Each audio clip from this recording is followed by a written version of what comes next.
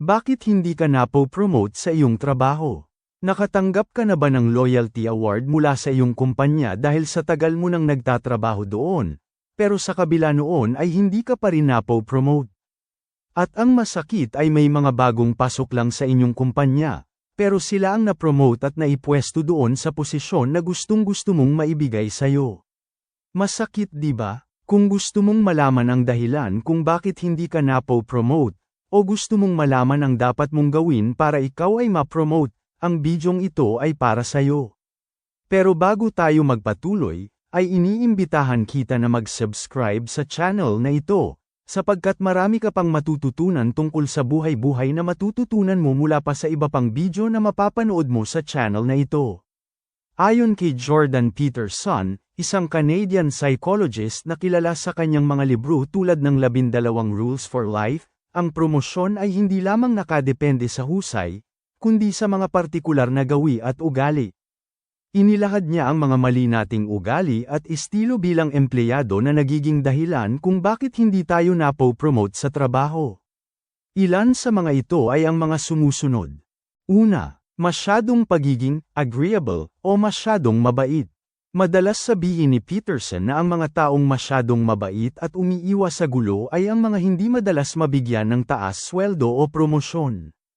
Ang problema, kung ikaw ay laging yes ng yes at hindi marunong tumanggi, walang dahilan ang boss mo na i-promote ka o dagdagan ang sahod mo dahil alam nilang hindi ka naman magrereklamo o aalis.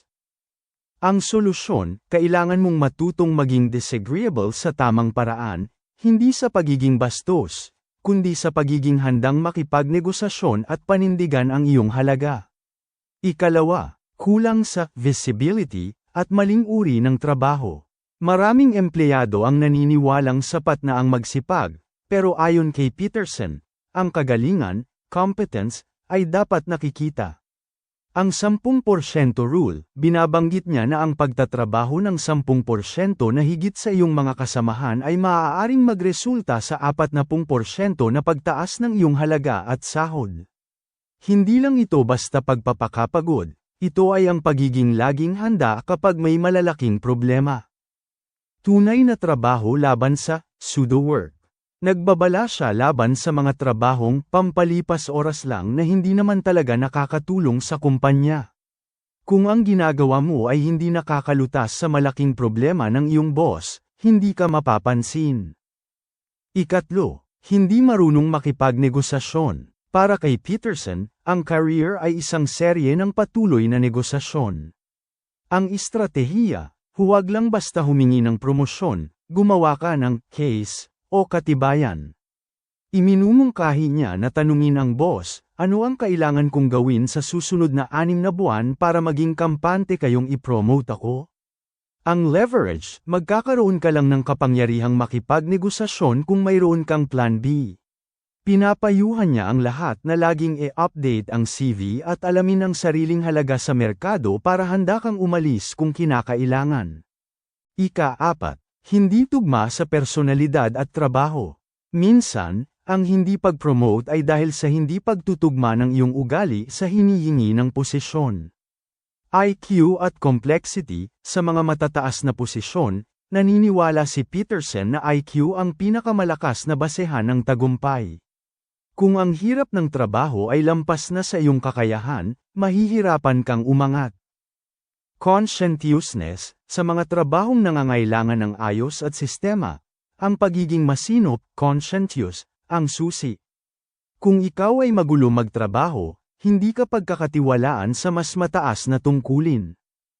Ika-5, etika at korupsyon sa sistema. Sa ilang pagkakataon, kinikilala ni Peterson na may mga tao na hindi napo-promote dahil masyado silang mabuting tao para sa isang masamang sistema. Sa mga kumpanyang puno ng politika, ang mga mapanlinlang na tao ang madalas na umaangat. Ang payo niya, humanap ng ibang kumpanya kaysa piliting ayusin ang isang bulok na sistema. Subalit kung gusto mong ma-promote sa kasalukuyan mong kumpanya, o kaya sa lilipatan mong kumpanya, ito ang nararapat mong gawin para lumaki ang chance mo na ma-promote na madali.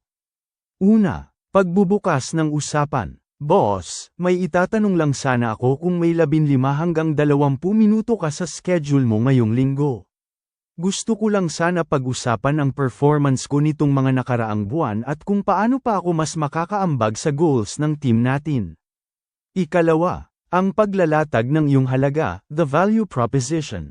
Napansin ko na sa mga nakaraang projects natin, banggitin ang isang specific na tagumpay, naging maayos ang kinalabasan. Gusto ko sana itong ituloy-tuloy at mas lumawak pa ang responsibilidad ko rito sa kumpanya. Ikatlo, ang Jordan Peterson strategy, the negotiation. Gusto ko pong malaman ng direkta, ano po ang kailangan kong ma-achieve o mapatunayan sa susunod na 6 na buwan para masabi ninyong karapat-dapat na ako para sa isang promosyon o senior role. Bakit ito epektibo? Inuobliga mo ang iyong boss na magbigay ng konkretong listahan. Kapag nagawa mo ang listahang yon, wala na siyang dahilan para tanggihan ka sa susunod. Ikaapat, paghawak sa feedback, the accountability. Kung may mga aspeto man po sa trabaho ko na sa tingin ninyo ay kailangang i-improve para marating ko ang susunod na level, handa po akong makinig at ayusin. Narito naman ang mga tips para maging maayos ang inyong pag-uusap. Huwag maging emosyonal, panatilihing kalmado at lohikal ang tono.